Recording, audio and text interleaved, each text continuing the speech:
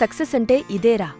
ఓ వ్యక్తికి నాడు బిజినెస్ చేయడానికి 5,000 అవసరముండి ఎవరిని అడిగినా దొరకలేదు. చివరికి అతనే ఎలాగోలాగా 5,000 సంపాదించుకొని బిజినెస్ స్టార్ట్ చేశాడు. కట్ చేస్తే ఇప్పుడతడు 16,900 కోట్లకు అధిపతి. ఇంతకీ అతనెవరనేగా మీ డౌట్. రండి తెలుసుకుందాం. ఇతనే కేరళకు చెందిన ముతేదత్ పంజన్ రామచంద్రన్.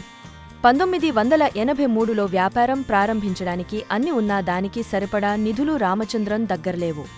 దీంతో ఏం చేయలేని పరిస్థితిలో ఉన్న సమయంలో ఆయన సోదరుడు వద్ద నుంచి రామచంద్రంకు 5,000 అప్పు పుట్టింది.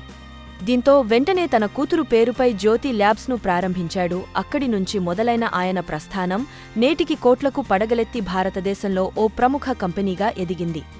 ఈయన తయారు చేసిన ఉజాలా బ్రాండ్ దేశంలోని ప్రతి గడపగడపకు చేరింది. ఆయన ప్రస్తుతం 16,900 కోట్లకు అధిపతిగా మారారు.